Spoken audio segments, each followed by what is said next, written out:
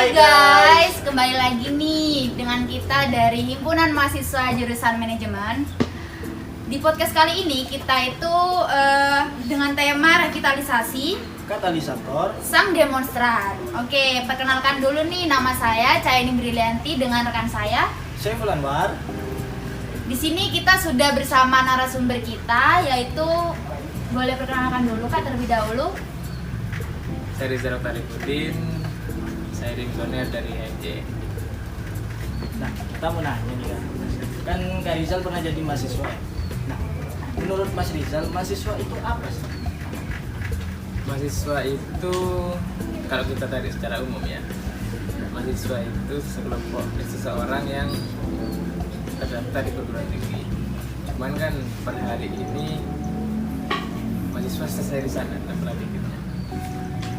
Sebenarnya mahasiswa itu dia juga memiliki tanggung jawab untuk berpikir kritis, objektif dan rasional. Kalau misalkan mahasiswa itu punya pola pikir yang berbeda-beda, nah itu kan termasuk karakter nih Kak ya.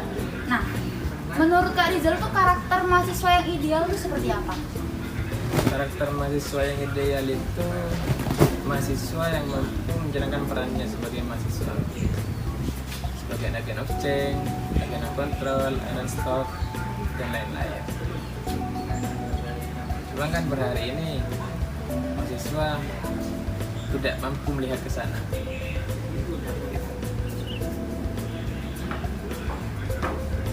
Ini Kak, kan agent of change itu kan dari kehidupan masyarakat tersendiri kan. Nah, untuk yang hari ini nih kan kita itu nggak tahu tuh masyarakat itu didorongnya kemana untuk kayak misalkan masyarakat ini, oh mahasiswa tuh seperti ini. Nah, itu tuh biar masyarakat tahu kalau misalkan mahasiswa tuh bisa berpikir kayak gitu tuh gimana? Agen of change dalam kehidupan masyarakatnya. Iya. Kebanyakan mahasiswa ya bermindset bahwasanya untuk menjadi agen perubahan di masyarakat tinggal merubah pola pikirnya, ya kan? Tapi untuk merubah pola pikir masyarakat itu butuh dorongan. Penyampaian aspirasi itu tidak harus diselesaikan dengan demo, tidak. Tapi ada beberapa tahap yang memang harus dilalui oleh mahasiswa sendiri dan masyarakat tidak mengetahui hal itu. Dalam penyampaian aspirasi itu kita bisa dengan diskusi di luar konteks kekerasan ya. Dalam artian demo itu jalan terakhir kita untuk menyampaikan aspirasi. Tapi sebelum demo kita ada tahapannya. Yang pertama itu audiensi.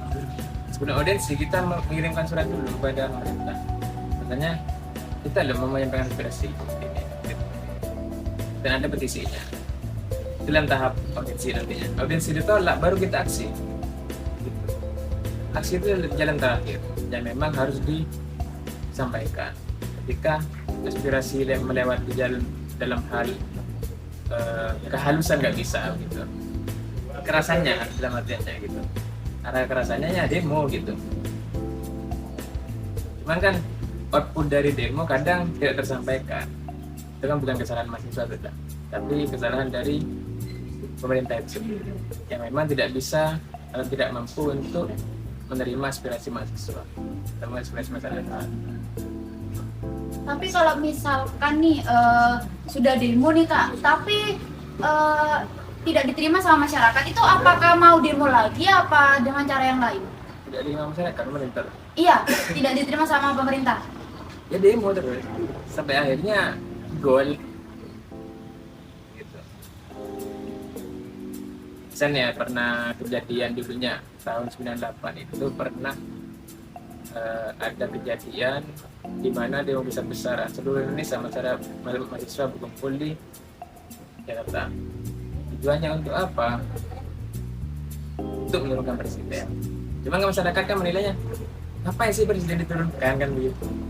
Nah, mahasiswa lebih tahu bahwasanya kebijakan presiden pada saat itu memang ada ketidakadilan, ada kepentingan-kepentingan yang memang merujuk terhadap kepentingan individu, bukan kepentingan masyarakat. Akan tapi mahasiswa kan juga melihat kepentingan dari masyarakat sendiri, bahwasanya masyarakat butuh inilah. Masyarakat kurang enak ketika diginikan, karena ya Yang pertama, perkumpulan dari setiap pemuda itu dinonaktifkan. Ketika ada pemuda itu harus langsung dibubarkan pada saat itu. Karena apa? Dirasa mengancam bagi pemerintah itu sendiri. Dan per hari ini memang benar kita negara demokrasi, akan tapi demokrasi per hari ini sedikit. Kan ada nih Kak mahasiswa yang cuma ikut-ikutan demo gitu, tidak tahu manfaatnya. Ya kebanyakan mahasiswa itu masih seperti itu, mereka hanya ikut-ikutan. Kadang ada loh kejadian di luar itu sampai disogok untuk ikut demo. Itu sudah berbicara masalah ditunggangi aspirasi mahasiswa. Sebenarnya kebanyakan per hari ini itu aspirasi mahasiswa banyak ditunggangi oleh beberapa orang, bisa disebut mafia lah ya, beberapa orang yang memang memiliki kepentingan pribadi nantinya. Contoh nih, kemarin di UI masalah apa itu lupa saya, sudah merujuk dalam konteks tunggang itu. Ketika bicara masalah tunggangi, beberapa mahasiswa yang mau paham itu juga tidak ikut dalam hal aksi itu sendiri. Bagi mahasiswa yang paham, belum bagi mahasiswa yang butuh uang ya, uang ya memang hanya ikut-ikutan gitu. Karena suara mereka itu hanya dibayar berapa rupiah sih gitu. Karena bicara masalah aspirasi itu tidak bisa diukur dengan uang sebenarnya. Itu bicara masalah kemaslahatan masyarakat untuk kedepannya. Pernah kejadian juga tahun 2016 kemarin, terjadinya COVID. Pada saat itu pemerintah sudah memiliki suatu suatu kepentingan yang memang tidak ingin diketahui masyarakat. Makanya COVID pada saat itu digencarkan. Mereka mengesahkan undang-undang tanpa sepengetahuan mahasiswa. Yang pertama undang-undang minerba. Dan pada saat pengesahan undang-undang minerba pada saat itu, mahasiswa dan juga masyarakat banyak yang tidak tahu. COVID yang kedua pada tahun 2020 September, mereka mau mengesahkan undang-undang Omnibus Law. Cuman mahasiswa sudah tahu rencana pemerintah pada saat itu, sehingga mahasiswa juga ikut turun. Itu menunda kejadian itu. Apakah setiap masalah itu harus diselesaikan dengan demo atau ada cara lain? Enggak, tadi yang saya sudah bilang. Maksudnya ada beberapa tahap yang memang harus dilalui oleh mahasiswa. Yang pertama itu audiensi, yang kedua aksi. Aksi ini adalah jalan terakhirnya. Aksi dalam artian demo. Gitu.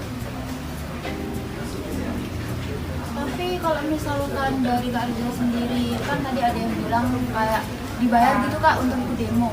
Itu kenapa harus dibayar gitu? Masa biar orang itu ikut demo gitu? Kalau misalkan dia nggak tahu keuntungannya, itu buat apa Kak? Maksudnya kayak kalau misalkan dibayar nih, tapi dia nggak tahu keuntungan dan manfaat demo itu apa, terus dia nanti ngomongnya terus takutnya apa ya, kayak ngasal gitu Kak?